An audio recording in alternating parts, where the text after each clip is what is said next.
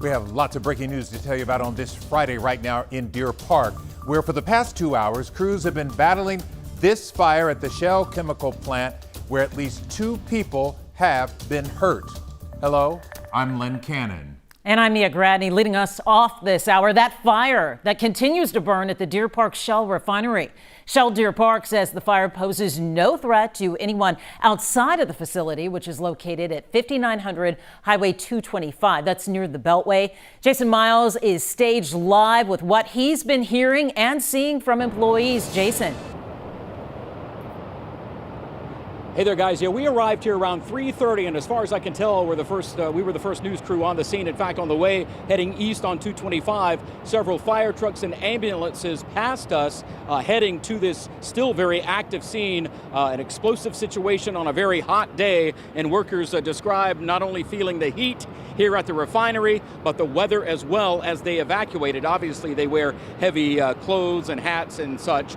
You can see here behind me a fire that seemed to be going down a little bit, still flaring up quite a bit. However, the large black plume of smoke has since dissipated and has shifted thanks to the winds, and our meteorologists can talk more about that. Now, when we first arrived, a number of workers had already evacuated, as was all employees were evacuated. The folks I spoke with were sitting over here off the feeder road. Others were in the parking lot. They said they heard a large thud, came out of wherever they were working, saw lots of smoke, felt the heat, and got out of there as quickly as possible. Even folks who work at the facility next door, adjacent to this site, saw and felt what happened here today. I spoke with one worker a little earlier. Take a listen.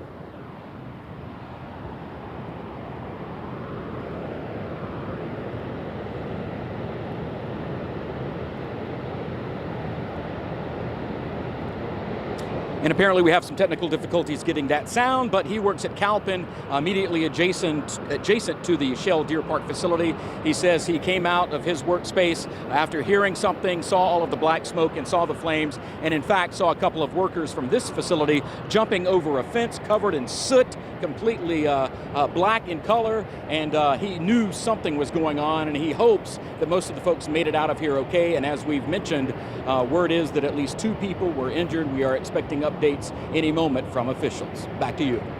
Hope those workers are okay. Jason Miles in Deer Park tonight. Thank you. Now let's bring in Chief Meteorologist David Paul. David, the winds, always a concern when these plant fires break out. Is it a concern right now? It's the biggest factor in what the smoke is going to do. If we have strong winds, 15, 20-mile-an-hour winds, that keeps the smoke at the surface. It drives it along the ground, and that obviously can make a huge impact on the people who are on the ground breathing in that smoke. That was not the case with this particular fire. We had winds that were, at the time of the fire, below 10 miles an hour. They've now increased 10 to 12, Pasadena, Channelville, LaPorte, down to Deer Park, south at 13.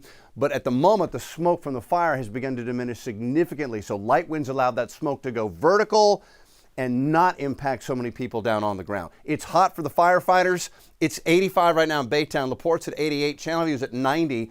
Feels like temperatures are near 100. So for anybody out there working and dealing with this fire, it is very, very hot. And in fact, this all showed up on radar as the fire erupted a little before 4 o'clock right here near Deer Park. Watch the plume. Well, the plume has now vanished, so we've really seen a decrease in the smoke. Looks like conditions there are improving very, very rapidly. Something we'll be watching this evening, thunderstorms in central Texas. They may be able to rumble in a few showers in our northern counties tonight. We'll go over the timing on that and our very hot weekend forecast when I see you again in a couple of minutes. All right, David Paul, thank you for that update. Our Matt Doherty also on the ground near the Shell facility. Matt, what can you tell us? Hey, Len, well, we just moved a few minutes ago. We're about 7 minutes away from where we were just a little bit ago in front of the plant. Right now, we are in a community center parking lot.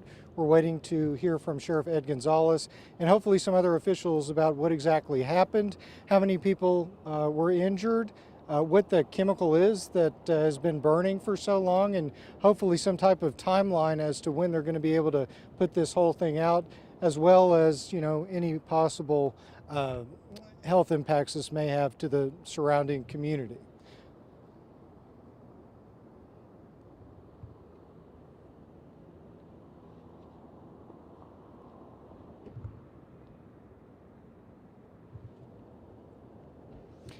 a little bit earlier, you know, I was talking about kind of the irony of what we're doing tonight, because it was just last night that we were out here in Deer Park and we were attending a community town hall meeting.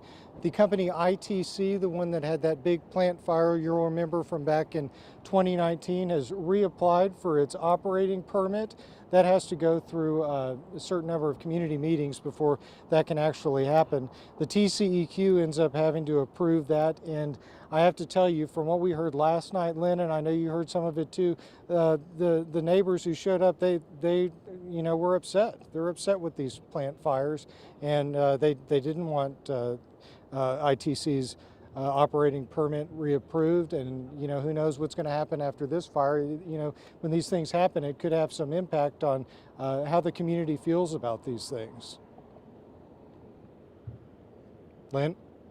That story last night where people were talking about the permitting process for the ITC facility also down in that area. It's a way of life for people Yes. in southeast Texas, and people likely seeing the smoke and the flames from the freeways this afternoon and evening. How's that traffic looking for us, Junior Caruso? Well, as of right now, traffic is looking pretty good. You can see there on the left side, drivers are moving at a decent speed. Right now, the smoke is kind of cleared from the roadway. So before, when this first happened, that smoke really decreased the visibility on the road and we were seeing delays. But right now, we're maybe seeing drivers moving about 5 to 6 miles per hour slower. So if this is your normal route heading westbound towards the Beltway, you may experience a little bit of a delay getting up there, maybe 2 or 3 minutes. And then once you get to the Beltway, those ramps are backed up a little bit. The frontage roads have been closed, and there's been a little bit of congestion in the area as this fire has been burning. So that ramp is backed up. Expected delay there, but westbound and eastbound on 225 moving pretty good at the moment. All right.